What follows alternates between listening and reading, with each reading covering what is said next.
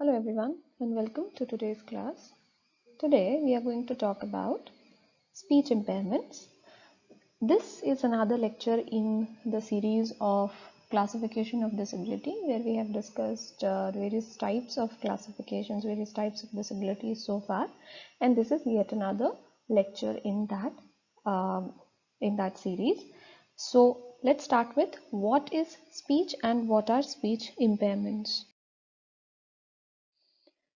Speech and it's impairments. Speech यानी हमारी बोलने की जो क्षमता है, शब्दों को फॉर्म करने की क्षमता और अपने आप को एक्सप्रेस करने की जो क्षमता है, उसको उसके अंदर अगर अलग अलग प्रकार की कोई भी अभाव या अक्षमताएं आती हैं तो स्पीच इम्पेयरमेंट्स की श्रेणी में आते हैं. बट भाषा और बोली यानी भाषा जो आप जिसके माध्यम से आप एक अपनी बात को सामने कन्वे कर सकते हैं. भाषा एक ऐसा सेट फॉर्मूला या सेट एक सिंटैक्स है जो यदि आप किसी पेड़ को पेड़ बोलते हैं तो सामने वाले को पता है पेड़ शब्द का अर्थ होता क्या है. तो एक सेट भाषा जो होती है वो स्पीच से अलग होती है. भाषा जहाँ एक सामाजिक रूप से जो एक कोड या एक सिस्टम बना रखा है जो समाज में फॉलो होता है, और यदि आप उस सिस्टम को फॉलो करते हुए शब्द बनाते हैं, आवाज निकालते हैं और शब्दों को बोलते हैं और लिखते हैं तो वो भाषा की श्रेणी में आता है. इसके नियम सबके लिए समान होते हैं, जैसे ग्रामर, सिंटैक्स, सिमेंटिक्स. इसके संबंध में हमने फोनीम्स, मॉर्फीम्स, इसके ऊपर भी हमने लैंग्वेज डेवलपमेंट के चैप्टर में क्लास में बात कर रखी है. तो भाषा और स्पीच में अंतर क्या होता है? स्पीच हमारी बोलने की क्षमता होती है. भाषा चाहे कोई भी हो, हम उस भाषा को कन्वे करने के लिए हमें स्पीच चाहिए. वर्बली यानी मौखिक रूप से उस भाषा को कन्वे करने के लिए, उस भाषा में कम्युनिकेट करने के लिए हमें स्पीच की क्षमता चाहिए, बोलने की क्षमता होनी चाहिए. और भाषा को वर्बली कम्युनिकेट करने के लिए स्पीच किस फॉर्म में काम करती है? हमारा पूरा जो मौखिक फिजियोलॉजी है जिसके अंदर आपका लैरिंग्स आता है, आपकी कंठनली आती है, जीभ, होठ, दांत, ये सब आपके जॉज, ये सभी न्यूमरस मसल्स और ऑर्गन्स मिलके आपकी स्पीच को पॉसिबल करते हैं. तो speech basically verbal presentation of language कहलाता है. यानी भाषा चाहे जो भी हो, यदि उसे मौखिक रूप से प्रेजेंट करना है तो वो स्पीच के माध्यम से होगा. और स्पीच में सिर्फ बोलने की क्षमता ही नहीं आती. यानी आप नॉर्मली यदि आप मैं घर जा रहा हूँ को मैं घर जा रहा हूँ बोल देते हैं तो सिर्फ इतनी क्षमता ही स्पीच की कैपेबिलिटी में नहीं आती. इसके अलावा बहुत सारी चीज़ें हैं. शब्दों के ऊपर, किन शब्दों के ऊपर जोर देना है, किन शब्दों को किस तरीके से उच्चारण करना है, और कहाँ अगर सवाल कर रहे हैं तो आपका टोन कैसा होना चाहिए. यदि आप सरप्राइज या गुस्सा दिखा रहे हैं अपने स्पीच के माध्यम से तो टोन कैसा होना चाहिए. तो ये जो इंटोनेशंस हैं, इसके अलावा आपके जेस्चर्स, आपकी बात करने की टोन, पिच, ये सारी चीज़ें स्पीच में समाविष्ट होती हैं. किसी भी भाषा को मौखिक रूप से प्रेजेंट करना है तो स्पीच कहलाती है. भाषा को यदि लिखित रूप से प्रेजेंट करना है तो वो राइटिंग कहलाता है. राइट. वैसे ही राइटिंग को हम जब भाषा को प्रेजेंट करते हैं तो लिख के करते हैं, वैसे ही भाषा को अगर मौखिक रूप से प्रेजेंट करना है तो वो स्पीच से करेंगे. और यदि स्पीच में किसी भी किस्म का एबनॉर्मेलिटी है, चाहे वो आपके मुंह से निकलने वाली जो आवाज़ें हैं उसमें एबनॉर्मेलिटी हो, असामान्यता हो, या फिर आपके श्वसन तंत्र में कोई एबनॉर्मेलिटी आ जाती है, आप ढंग से शब्दों का उच्चारण नहीं कर पा रहे हैं, बोल नहीं पा रहे हैं, रेजोनेट नहीं कर पा रहे हैं, तो स्पीच डिसऑर्डर्स जो हैं वो जन्म लेते हैं. और अलग अलग स्पीच डिसऑर्डर्स अलग अलग व्यक्तियों में देखने आते हैं. इन स्पीच डिसऑर्डर्स के ऊपर भी हम डिटेल में बात करेंगे. जहाँ तक स्पीच है तो हम कह रहे थे कि जब स्पीच की हम बात करते हैं तो स्पीच सिर्फ बोलना या उच्चारण करने की क्षमता ही नहीं कहलाता. इसमें दो मैकेनिज्म्स होते हैं. पहला होता है पैरालिंग्विस्टिक मैकेनिज्म, यानी आपकी शब्दों को बोलने की क्षमता, इंडिविजुअल साउंड्स और वर्ड्स को आवाज देने की क्षमता. ये कन्वे करता है आप किस तरीके से उन शब्दों को बोल रहे हैं, जिसमें इंटोनेशन आता है, यानी आप सरप्राइज दिखाने के लिए अलग तरीके से उस सेंटेंस को बोलेंगे, सवाल करना चाहते हैं तो अलग तरीके से बोलेंगे। वोकल एम्फेसिस, किन शब्दों के ऊपर जोर देना है, कब पॉज करना है, कब रुकना है, कब थोड़ा रुकना है, और कब लगातार बोलना है। तो ये सारी क्षमताएं जो है वो पैरालिंग्विस्टिक मैकेनिज्म्स में आती हैं। और उसके बाद नॉन लिंग्विस्टिक मैकेनिज्म भी आता है, जिसके अंदर जब आप बोल रहे हैं तो साथ में आपके हाथ के जेस्चर्स हैं, आपकी चेहरे के एक्सप्रेशंस हैं, जेस्चर्स हैं, फेशियल एक्सप्रेशंस, फिजिकल डिस्टेंस, ये सारी चीजें भी स्पीच का ही कहीं ना कहीं हिस्सा होती है। स्पीच की क्षमता होने का अर्थ ये होता है कि कहीं ना कहीं you need a combination of hundreds of muscles जो आपकी सांस लेने में, बोलने में, शब्दों को बनाने में, उनके उच्चारण करने में, उनको सही तरीके से साउंड करने में hundreds of pairs of muscles are involved। और जब ये साइमल्टेनियसली एक साथ समन्वय में, कोऑर्डिनेशन में कार्य करती हैं, तब जाके एक स्पीकर बेसिक मैसेज अपने स्पीच के माध्यम से मौखिक रूप से कन्वे कर पाता है। सो एक सेंटेंस को ढंग से बोलने के लिए भी, वो क्षमता होने के लिए भी there are hundreds of muscles at work here। So speech disorders basically आपके ब्रीदिंग पैटर्न में अगर कोई एबनॉर्मेलिटी है, रेस्पिरेशन डिसऑर्डर्स है, फोनेशन डिसऑर्डर्स है, आर्टिकुलेशन डिसऑर्डर्स है, यानी उच्चारण में कोई समस्या है, तो अलग अलग स्पीच डिसऑर्डर्स जो है वो जन्म लेते हैं। So what are the different types of speech disorders? हमने तो एक साथ इन सभी को क्लब करके बोल दिया कि अगर रेस्पिरेशन में भी प्रॉब्लम आ जाती है या उच्चारण में प्रॉब्लम आ जाती है, तो इसके आधार पर, यानी समस्या कहाँ है, उसके आधार पर स्पीच डिसऑर्डर के प्रकार बदल जाते हैं। सबसे पहले हमें यह समझना होगा कि स्पीच के सामान्य प्रक्रियाएं होती क्या हैं। 5 सामान्य प्रक्रियाओं के माध्यम से हम स्पीच को, यानी बोलने की क्षमता को अचीव करते हैं। और इन 5 में से यदि किसी में भी कोई असामान्य बात हो या कोई एबनॉर्मेलिटी है या कोई डिफेक्ट है, तो उस पर्टिकुलर टाइप का स्पीच डिसऑर्डर जो है वो जन्म लेता है। 5 जो हमारे नॉर्मल प्रोसेसेस हैं, जिसको हम रेस्पिरेशन, फोनेशन, आर्टिकुलेशन, रेजोनेंस और प्रोसोडी कहते हैं। रेस्पिरेशन यानी श्वसन, श्वसन यानी हम जो सांस लेते हैं और सांस छोड़ते हैं, इनहेल और एक्सहेल करते हैं, उसके लिए हमें लंग्स की जरूरत पड़ती है, फेफड़ों की जरूरत पड़ती है। और स्पीच प्रोडक्शन में भी हमें ये सांस लेने और छोड़ने की प्रक्रिया की जरूरत पड़ती है।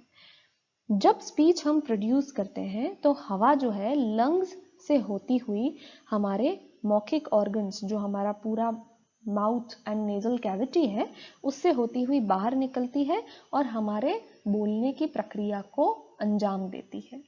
सो रेस्पिरेशन बहुत जरूरी है। इनहेलेशन, एक्सहेलेशन के माध्यम से ही हम शब्दों का उच्चारण कर पाते हैं।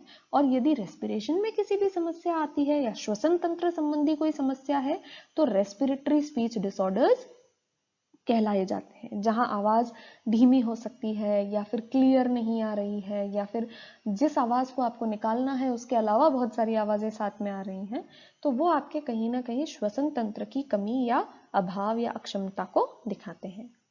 दूसरा टाइप ऑफ स्पीच डिसऑर्डर है फोनेटरी स्पीच डिसऑर्डर, जो कि फोनेशन यानी स्वर निर्माण की प्रक्रिया की क्षमता में यदि कोई अभाव होता है, तो इस किस्म के स्पीच डिसऑर्डर्स पैदा होते हैं। फोनेशन यानी स्वर निर्माण बेसिकली आपके साउंड के सोर्स को, आपने हिंदी में, जब हम इंग्लिश में बात करते हैं तो वॉवल और कॉन्सोनेंट्स आते हैं, स्वर और व्यंजन, ए ई आई ओ यू आर वॉवल्स, और उसके अलावा जितने भी अंग्रेजी के अल्फाबेट्स हैं दोज आर कॉन्सोनेंट्स। वैसे ही हिंदी की वर्णमाला में भी स्वर और व्यंजन अलग अलग हैं। अब जब आप इन वॉवल्स और कॉन्सोनेंट्स को जैसे आपको बोलना है, यदि आप उस तरीके से नहीं बोल पा रहे, यदि आप ए ई आई ओ यू को क्लियरली नहीं बोल पा रहे, so if the production of this sound source for vowels and consonants नहीं हो पा रहा, तो फोनेटरी प्रॉब्लम्स आती हैं। नॉर्मली आपका जो कंठनली है, कंठनली के पास वोकल फोल्ड्स होते हैं और ये दोनों वोकल फोल्ड्स एक दूसरे के पैरेलल होते हैं। ये वोकल फोल्ड्स जब कोई व्यक्ति बोलता है तो ये वोकल फोल्ड्स टाइट हो जाते हैं और हवा लंग्स से पास होती हुई इन फोल्ड्स के थ्रू होती हुई बाहर आती है, और जब हवा इन फोल्ड्स के थ्रू पास होती है तो वो वाइब्रेट करते हैं। इस वाइब्रेशन के कारण हम फोनेटिक्स या फोनेशन की क्षमता प्राप्त करते हैं और अ को अ बोल पाते हैं, ग को ग बोल पाते हैं, अ ई उ आ ई, ये सारे शब्द निकालने के लिए हमारी कंठ नली के पास के वोकल फोल्ड्स के वाइब्रेशन जो है वो जिम्मेदार होते हैं।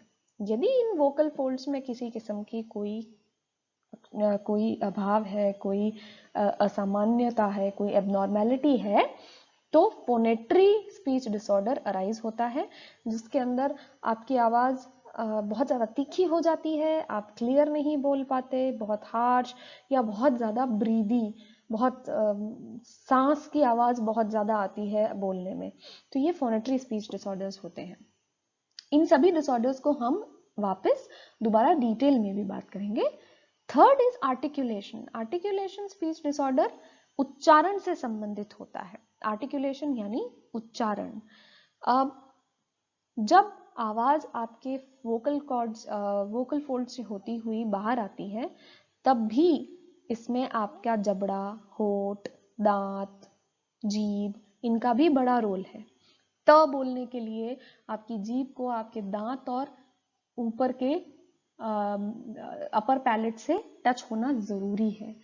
त या फिर फ बोलने के लिए आपको अपने होठों का इस्तेमाल करना पड़ेगा। यदि उच्चारण में कोई कमी आती है, तो जैसे आप अपने टंग को इस्तेमाल करके कई सारे शब्दों का उच्चारण करते हैं, तो यदि उच्चारण में किसी किस्म की एबनॉर्मेलिटी है तो वो आर्टिकुलेटरी स्पीच डिसऑर्डर्स कहलाते हैं। Then resonance. रेजोनेंस यानी प्रतिध्वनि, यानी आपकी स्पीच की टोन कैसे होगी। जब भी आप बोलने की कोशिश करते हैं या स्पीच की क्षमता जो है वो आप हवा आपके नाक से निकल रही है या मुंह से निकल रही है, उस पर भी निर्भर करती है। कहाँ में आप हाँ के बाद हल्का सा नेजल आवाज आती है, नाक से बोलते हैं, नहीं, या फिर कहा और कहाँ दोनों में अंतर है। कहा में आप सिर्फ मुंह से हवा निकाल रहे हैं और कहाँ में आप नाक से भी हल्का सा नेजल हो जा रहे हैं। तो यहाँ पर ये क्षमता जो है वो वेलम से आती है। वेलम या सॉफ्ट पैलेट जो है, वो जो आपके ऊपरी पैलेट के पीछे का हिस्सा है, वो समय पर यदि आपकी नेजल कैविटी को बंद कर दे तो हवा आपके मुंह से निकलेगी, और अगर नेजल कैविटी को खोल दे तो आप कहाँ बोल पाएंगे, यानी उसको उसके ऊपर न की बिंदी को भी उच्चारित कर पाएंगे। सो रेजोनेंस बेसिकली आपके नेजल या नॉन नेजल साउंड्स के प्रोडक्शन के पीछे जिम्मेदार होती है। आपको भाषा को सही तरीके से उच्चारण करने के लिए रेजोनेंस की बहुत जरूरत पड़ेगी, वरना आप कहाँ बोलना चाहेंगे और आप बोलेंगे कहा। So this is how resonance helps. और अगर इस वेलम में कोई प्रॉब्लम है, सॉफ्ट पैलेट जो पीछे की सॉफ्ट पैलेट के फंक्शनिंग में कोई प्रॉब्लम है, तो रेजोनेटरी स्पीच डिसऑर्डर्स जन्म लेते हैं। देन वी हैव प्रोसिडी, जिसे हिंदी में शब्द इसके बहुत सारे हैं, छंद विद्या कहते हैं। बेसिकली इसको ऐसे समझना चाहिए कि जब हम भाषा को उच्चारित करते हैं या जब हम बोलते हैं, तो बोलने की क्षमता के समय हमें बहुत सारी चीजों का ध्यान रखना पड़ता है। कब हमें सब शब्दों पर जोर देना है, कब हमें एक्साइटमेंट दिखाना है, कब हमें गुस्सा दिखाना है, कब हमें शांत भाव से बोलना है, कब हमें चीजों पर ज्यादा एम्फसाइज करना है, तेज बोलना है या धीमे बोलना है। ये सारी पिच की उतार चढ़ाव, रिदम में बोलना है, ये सारी चीजें प्रोसिडी से आती हैं। कुछ लोग बहुत अच्छी कविताएं सुनाते हैं, रिदम में बोल लेते हैं, तो वो भी प्रोसिडी की क्षमता जो है, छंद विद्या की क्षमता जो है, इसमें काम आती है। अब हम इन सारे पांचों स्पीच डिसऑर्डर्स को एक एक करके एग्जाम्पल्स के साथ समझते हैं।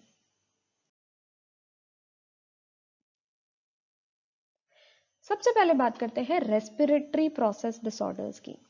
रेस्पिरेटरी प्रोसेस डिसऑर्डर्स रेस्पिरेशन या श्वसन तंत्र से संबंधित है। श्वसन में यदि किसी प्रकार की कोई एबनॉर्मेलिटी है, कोई समस्या है, तो व्यक्ति में रेस्पिरेटरी प्रोसेस डिसऑर्डर्स होंगे। यहाँ व्यक्ति की आवाज बहुत ज्यादा वीक होगी, क्लियर नहीं होगी, और वो आवाज शब्द कोई और उच्चारित करना चाहेगा और कुछ और शब्द निकल जाएंगे। छोटे छोटे टूटे फूटे शब्द बनाता है, या फिर जो फ्रेजेस हैं, जो सेंटेंसेस हैं, वो भी टूट फूट कर ही बनते हैं। एक लय में एक साथ शब्दों को नहीं बोल पाता, क्योंकि बोलने के लिए जिस हवा को लंग्स से होते हुए नेजल कैविटी या माउथ कैविटी से बाहर आना था, वो क्षमता व्यक्ति में सामान्य नहीं है। तो यहाँ पर आवाज वीक, फेंट होती है और क्लियर उच्चारण जो है वो क्लियर व्यक्ति बोल नहीं पाता। दूसरा होता है फोनेटरी प्रोसेस डिसऑर्डर्स। ये फोनेशन यानी आवाज निकालने, सही करेक्ट साउंड्स निकालने की क्षमता में यदि कोई कमी है तो फोनेटरी प्रोसेस डिसऑर्डर्स होते हैं। फोनेशन प्रोसेस में वॉइस डिसऑर्डर्स आते हैं आमतौर पर, जैसे कि वॉइस क्वालिटी आपकी एबनॉर्मल है, पिच बहुत ज्यादा हाई है, बहुत ज्यादा तीखी आवाज है, या बहुत ज्यादा तेज बोल रहे हैं। एबनॉर्मल वॉइस क्वालिटी से जो आपकी बोलने की क्षमता है वो या तो बहुत ज्यादा हार्श हो जाएगी, या बहुत ज्यादा ब्रीदी हो जाएगी, आप सांसें ले लेके बोलेंगे, या फिर बहुत ज्यादा हरारत वाली आवाज हो जाएगी, होर्स आवाज हो जाएगी। जनरली जो वोकल फोल्ड्स हैं जो वाइब्रेट करते हैं, जैसा कि हमने डिस्कस किया था कि वोकल कंठ नली के पास के वोकल फोल्ड्स वाइब्रेट करते हैं, और उसके आधार पर आप ढंग से फोनेशन या स्वर और व्यंजनों की आवाज निकाल पाते हैं, कॉन्सोनेंट्स और वोवेल्स को सही ढंग से बोल पाते हैं। यदि किसी किस्म की वोकल फोल्ड्स में एबनॉर्मेलिटी है तो आपकी पिच अलग हो जाएगी, आपकी उम्र के हिसाब से आपकी आवाज नहीं होगी, आप दिखने में हट्टे कट्टे काफी बड़े होंगे और आवाज आपकी एकदम बच्चों जैसी पतली महीन आवाज निकलेगी। लाउडनेस जो है उसका डिसऑर्डर होता है फोनेटरी प्रोसेस डिसऑर्डर्स में। Third is resonatory process disorders. Resonance basically जहां हमने कहा और कहां की एग्जाम्पल लिया था।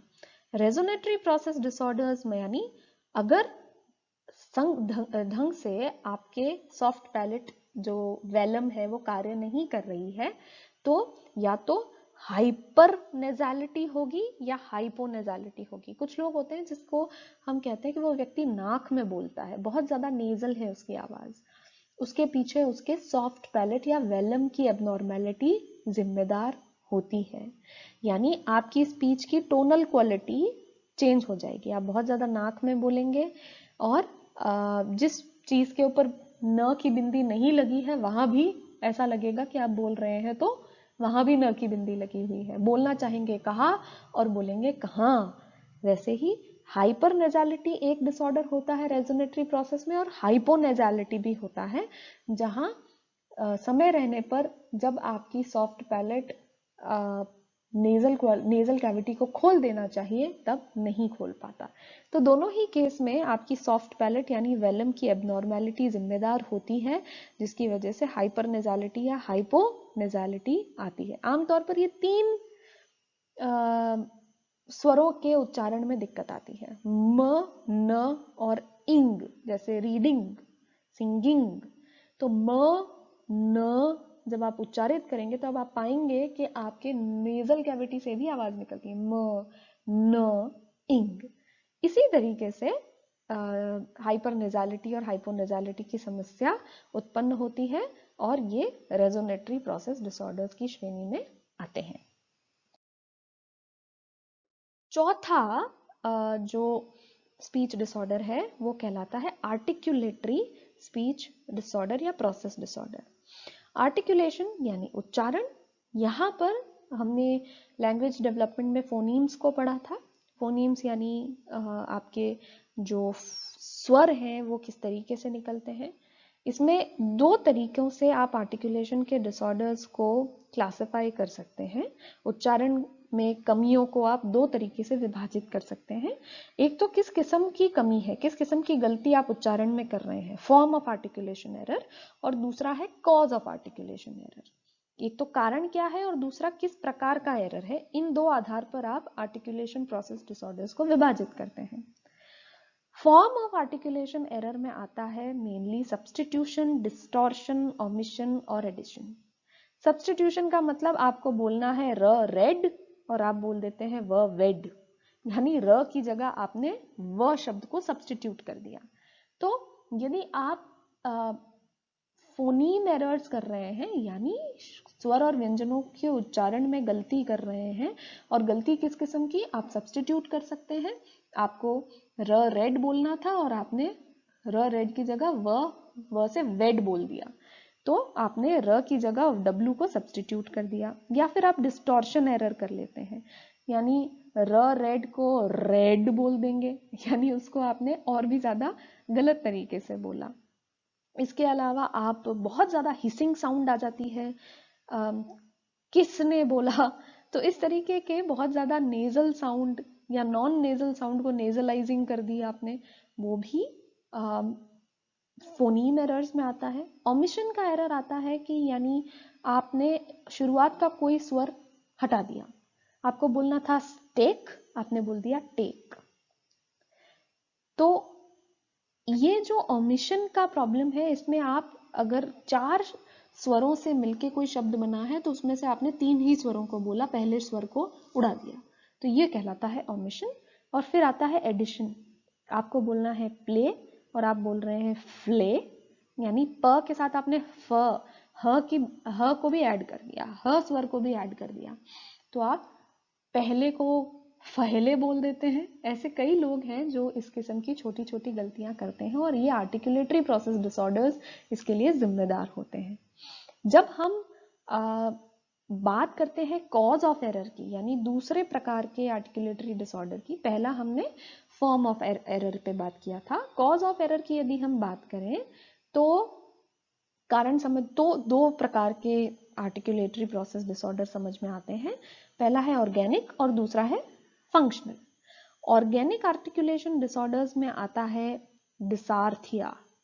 डिसार्थिया बेसिकली कोई न्यूरोलॉजिकल यानी तंत्रिका तंत्र की समस्या यदि है, जिसकी वजह से स्पीच को यानी बोलने में जिन मांसपेशियों का काम आता है, जो मांसपेशियां बोलने में योगदान देती हैं, वो किसी तंत्रिका तंत्र की समस्या की वजह से ढंग से योगदान नहीं कर पा रही है बोलने में, जैसा कि सेरेब्रल पॉल्सी में होता है, तो उसे हम ऑर्गेनिक डिसऑर्डर कहते हैं, ऑर्गेनिक आर्टिकुलेशन डिसऑर्डर कहते हैं। इसमें मसल इंपेयरमेंट तो होता है, यानी मांसपेशियां ढंग से कार्य नहीं कर रही, पर उसके पीछे कारण तंत्रिका तंत्र की कमी होता है। डिसार्थिया बेसिकली डिसार्थिया में आपके जो बोलने का तरीका है वो तो बहुत ज़्यादा वीक होगा, या फिर आप कुछ आवाज़ों को नहीं निकाल पाएंगे, जैसे प नहीं बोल पाता व्यक्ति, या ट नहीं बोल पाता, या ट और त में अंतर नहीं कर पाता, तो कुछ स्वरों के उच्चारण में समस्या आती है, क्योंकि उनको उच्चारण करने के लिए जिन मांसपेशियों की आवश्यकता पड़ती है, वो मांसपेशियां किसी तंत्रिका तंत्र की डिफेक्ट की वजह से ढंग से कार्य नहीं कर रही, तो वो कहलाता है ऑर्गेनिक आर्टिकुलेशन। ऑर्गेनिक आर्टिकुलेशन वो कहलाता है डिसार्थिया, जो कि ऑर्गेनिक आर्टिकुलेशन है। डिसार्थिया के अलावा एक और प्रकार है अप्रेक्सिया, अप्रेक्सिया ऑफ स्पीच, जिसके अंदर व्यक्ति को फोनीम्स को प्रॉपर ऑर्डर में लगाने में प्रॉब्लम आती है, यानी आप बोलना चाहते थे किचन, आपने बोल दिया चिकन, या फिर आप बोलना चाहते थे टीचर, आपने बोल दिया चीटर। तो इस किस्म की गलतियां कभी कभार तो सामान्य है, बट आप यदि चिकन बोल ही नहीं पाते और उसकी जगह किचन ही बोलते हैं हर बार, तो ये अप्रेक्सिया कहलाता है। इसमें आप स्वर का प्रॉपर ऑर्डर मेंटेन नहीं कर पा रहे हैं। चिकन में ची यानी च पहले आ रहा है, क बाद में आ रहा है, तो ये एक सीक्वेंस है, बट आप चिकन बोलने की बजाय यदि क को पहले बोल देंगे तो किचन हो जाएगा। इस तरीके के स्वरों के ऑर्डर को यदि मेंटेन नहीं कर पाते तो वो कहलाता है अप्रेक्सिया। ये मस्तिष्क में डैमेज को दर्शाता है, यानी मस्तिष्क ब्रेन डैमेज के कारण जो है आपकी जो मस्तिष्क है वो सीक्वेंसिंग नहीं कर पाता, और इस वजह से फोनीम के प्रोडक्शन में अदला बदली हो जाती है, चिकन का हो जाता है किचन। दूसरे ऑर्गेनिक फॉर्म ऑफ आर्टिकुलेशन भी हैं, जैसे मैक्रोग्लॉसिया, जिसमें अगर जीभ सामान्य से बड़ी है तो वो मैक्रोग्लॉसिया को जन्म देता है। देन अगर एंकिलोग्लॉसिया है, यानी जीभ जिस समय कार्य करनी चाहिए उस समय करती नहीं है। मेलोक्लूजन्स हैं, यानी अगर ऊपर और नीचे के जबड़े दोनों ढंग से मीट नहीं कर रहे और मूव नहीं कर रहे तो वो मेलोक्लूजन्स कहलाता है।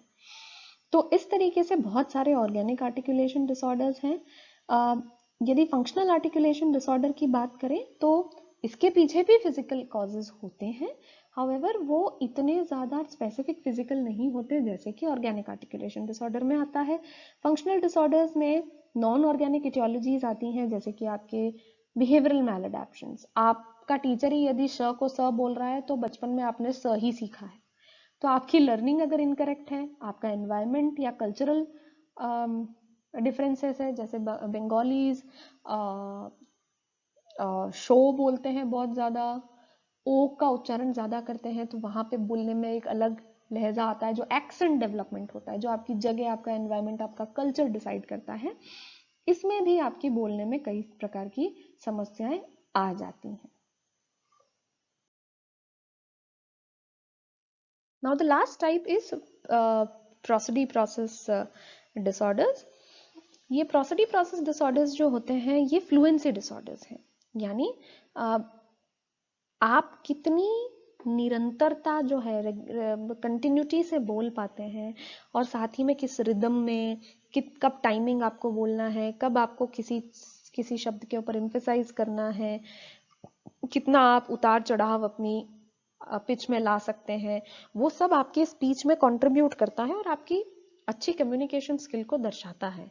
बट यदि आप ढंग से टाइम नहीं कर पा रहे अपनी स्पीच को, जब धीरे धीरे जैसे आपको कंटिन्यूटी में रिदम में बोलना है आप नहीं बोल पाते, तो वो फोनेटरी प्रोसेस डिसऑर्डर्स कहलाता है, और उसके अंदर आता है फ्लुएंसी डिसऑर्डर।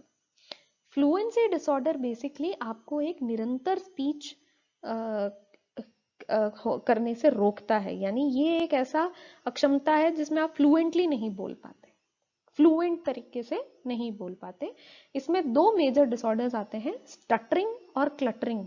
स्टटरिंग यानी हकलाना, यानी हकलाने को हम सब जानते हैं, जब व्यक्ति अटक अटक के बोलता है तो वो फ्लुएंट स्पीच नहीं कहलाता, फ्लुएंसी नहीं है उस स्पीच में।